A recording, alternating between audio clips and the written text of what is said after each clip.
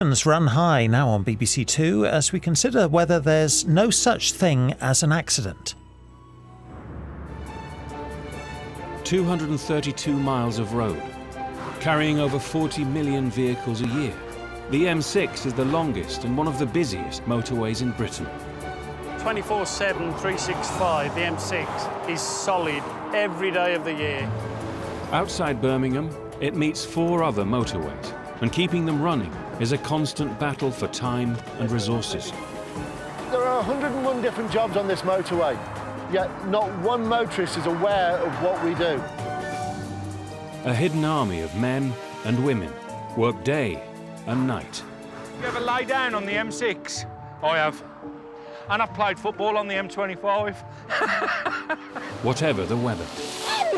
On the M5, you'll find your money. On the M50, you'll find the porn. Every day they set out to control the chaos. Right there! Jeez. And to help us when things go wrong. 2-1, can I have an ambo, please? Trying at all costs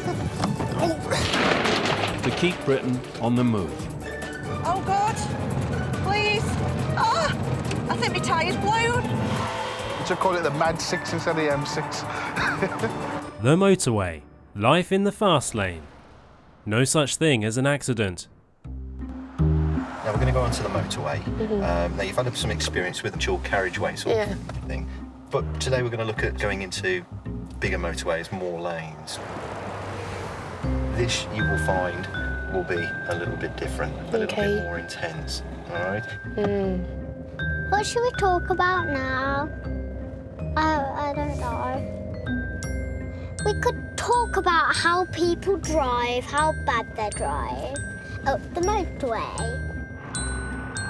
Oh, which way? Am I coming off or am I staying on, aren't I? Is that must be a junction then. It is, Yeah. I can see better out of this mirror. Do we need a signal, do you think? Do you reckon? I think so. No, which signal are we going out, aren't we? That's a confusing one. We're nearly there, actually. Oh! Oh, what's that? Hit me windscreen. What was that? Oh, that's just made me jump. It made me jump. Heavy, slow-moving traffic. At the West Midlands Regional Control Centre, a team of Highways Agency traffic officers monitor an 84-mile stretch of the M6. I'm looking for an HGV, a car transporter, which apparently has got a vehicle on the top of it that could potentially strike a bridge. During peak times, up to 8,000 vehicles an hour use this section of the motorway. And part of the job here is to spot problems before they happen. Hold on. I've got it. 5619. Boots open on the Mondeo at the front, I think. What? Yeah, mate, it's just coming down. Bridges are a set height. There's the potential that could actually strike the bridge. I'm just worried about it because if it does catch, one, it could possibly dislodge the vehicle. It's just passing Mike Slipmate from Corley. It could rip off the actual boot of the car, and then that'll end in the carriageway, and that obviously will cause you the secondary incident as a result. He moves the angle of the camera on the motorway. Come on. Yes, it is lane 1, mate. Hold on. Oh, just keep going, keep going. The lorry clears a bridge. Yeah, mate. I'm just watching it on 2, see if it comes off at 2. Yeah, indeed, he's off at 2, off at 2. He's actually pulled over, mate. Someone's brought something to his attention. He has stopped, mate. Many years ago when I was here at the same location, brand new Range Rover, I think it was a Range Rover Sport, fell right off the back of an actual HGV car transporter and careered across the carriageway and luckily didn't hurt anyone. Yeah, went onto the hard shoulder. Every year in Britain, there are more than 250,000 road traffic collisions, known as RTCs. We see a lot of bad driving. Driver behaviour, I think, causes a lot of the problem. That's why we call them road traffic collisions rather than accident, because there's always someone to blame. It used to be the old RTA, now it's the RTC, because there's always someone at fault. If you crash your car, it could be weather-related, it could be driver error, it could be car error. There's always something or someone to blame. No such things as accidents. As well as attempting to prevent and respond to road traffic collisions, the Highways Agency constantly looks to improve sections of the motorway where RTCs happen more often. They're clearing the debris before they let the traffic go. We always get the blame for closing lanes, and it's not us that closes the lanes, it's the people who cause the accidents. Their current focus is on Catthorpe Junction at the start of the M6, a busy interchange linking the motorway to the M1 and A14 trunk road. It's our black spot area. We tend to find that, especially on the approach towards the M1, that's where we have quite a few incidents purely because of the layout of the road. At its centre is an unusual and outdated road layout called the dumbbells or teardrops that's about to be redesigned. 2 roundabouts, and this is the link that gets you from the M6 to the A14, is this stretch of road here. The dumbbells here, there's 2. There's an eastern one and a western one. This is the western one. They're actually going to get rid of that altogether. So there'll be 2 through roads, which will then prevent all of the congestion of all of the heavy goods vehicles trying to get under this bridge and around both of the teardrops. The cost of redesigning the junction is just over £190 million. A private contractor will be overseeing and carrying out the works. If we're not ducting it, could they put a pole on this side and string it across, and then we can go down once we get into the highway boundary? In charge of the project is construction manager Mark Sutton. The junction needs improving. You've got vast amounts of queuing traffic. Obviously, there's an increased risk of accidents, and unfortunately, the Catthorpe interchange is known for its severe accidents that have occurred over the last decade.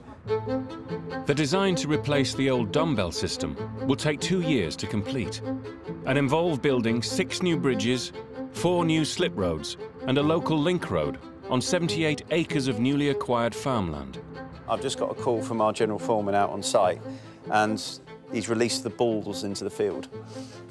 He's scattered feed all around, very close to our works boundary. I don't know how to deal with it. I must have been sick the day we did this at uni, because all I want to do is put a fence up. I started working with Skanska just over 10 years ago. I love the engineering, and I love these big, massive infrastructure jobs and the challenge they pose.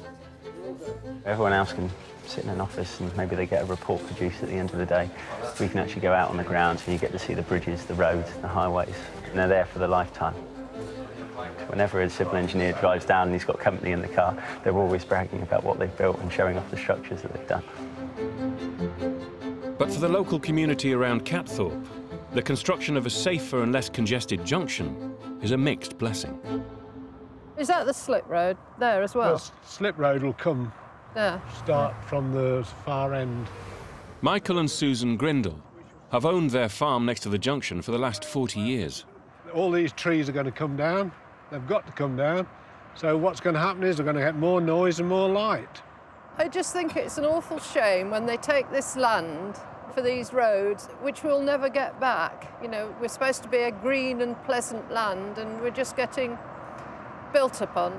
Is it necessary, really?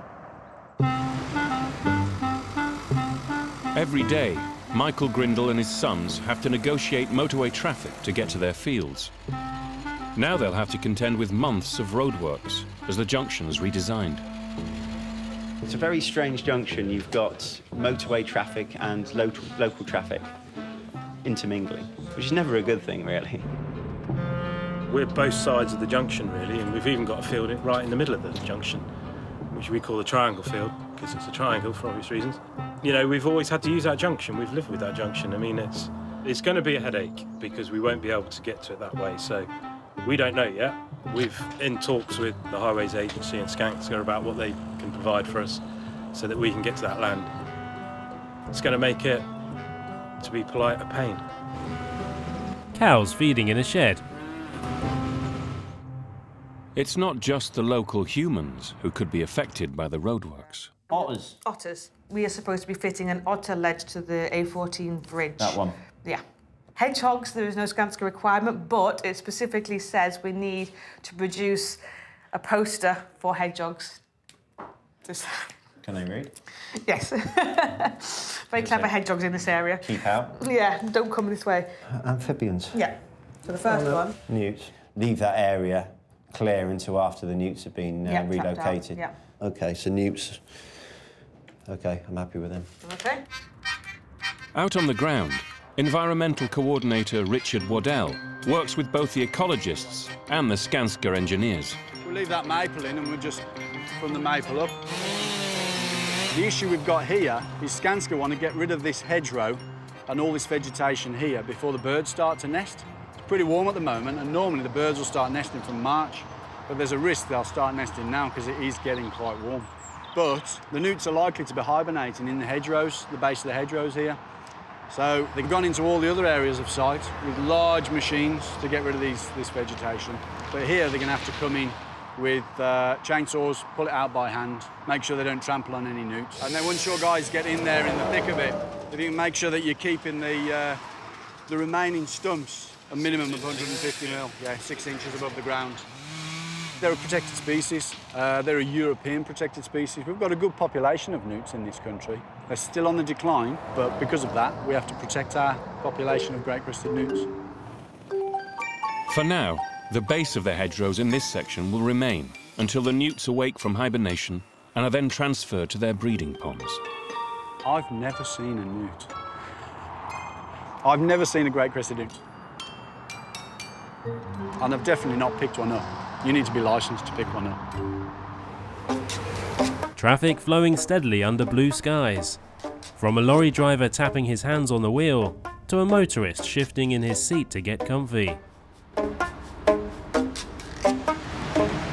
The number of lorries seems to me to have grown so much. It drives me crazy. Be careful of your position. You seem to get a little bit scared of these lorries or something, are you? A little bit. There's enough room for you all. Now, this I don't like. It feels sandwiched and there's 3, one after the other. So you've got nowhere to go. And this is why I don't like motorway driving. The majority of people on a motorway will say, if everybody drives sensibly and correctly, then we'd all get on fine. Out on the road, the Central Motorway Police Group target drivers falling foul of the law as part of their mission to make the motorways safer. Got a seatbelt on? Good lad. Today, Sergeant Rob Lever and PC Dave Gaunt are patrolling a section of the M6 in an unmarked lorry. Yeah, it's a red seatbelt hung down by the side. He refuses to look at me. Height for us is a really big advantage because obviously from a car perspective looking up to a lorry, it's very difficult to be able to get a clear view. This gives you the advantage that you can really look down into the cars as well and catch some of those people out. But I've got a transit van to my near side now that's on the phone. Looks like he's got a whitish sort of Samsung up to his right here. Switched the phone across to his other ear and he's just put it down. We've got a vehicle that we're following at the moment, which Dave has detected that the driver's not wearing his seatbelt. So one of our patrols is just waiting on the hard shoulder here. He's going to pull this vehicle over and deal with him for the seatbelt offence. Right, he still hasn't got it on now. My colleagues who are stopping the vehicles that we're seeing, they're referring people for education courses. And when these drivers go on the courses, they will see what we see. It really does work. It really does prevent people from continuing to drive using their phones or not wear the seatbelt. So it's a valuable lesson and one best learnt in a classroom and not for real. Hello, put your seatbelt on.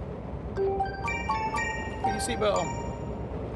He gestures his seatbelt to the lorry driver alongside him. Then he puts down his camera and slaps his badge on the window. Just drop back a fraction. Put your seatbelt on.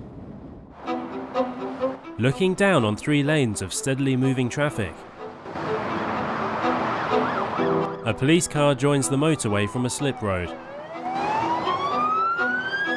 25 miles away at junction 6, Inspector Mark Watkins is heading to a road traffic collision. It's unknown what you're going to be dealing with within the next sort of half an hour or so. Things change very, very quickly, almost like the weather. What we know is that traffic on the northbound carriageway slowed down. The lorry at the front, that's been hit by the blue lorry, which has hit the taxi, and the other lorry at the back has then got into the back of the blue lorry.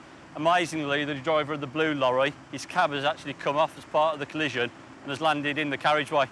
You can see it's fairly obvious. The white bit should be on the bit with the engine.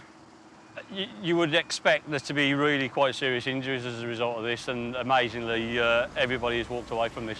But it's brought the M6 motorway to a complete and utter closure. It's been carnage. It's the only way to describe it is carnage. Yeah. It's got traffic queuing in all directions, and we've got 6 lanes of queuing traffic on the A38M. All the traffic that was travelling northbound on the M6 automatically gets diverted towards Birmingham city centre. So we're pushing more traffic in, there's more traffic trying to come out. It just grinds to a halt eventually. Lane 3, please. Look that way. Because they've been stuck for so long, they obviously want to know what's been causing it. But what you're starting to see is they're going slowly, starting to speed up, but trying to look at what's happening behind them at the same time. And worryingly, they're starting to veer towards me a little bit. Slow down! Slow down! It doesn't sound very nice, does it, rubbernecking, but it's exactly what it is. People are stretching their neck, looking over the shoulders, trying to see what's going on. See people driving their cars on the other side of the carriageway, filming with their mobile phones as they're driving past. As long as I'm getting me quick upload to Twitter or Facebook, I mean, they're happy.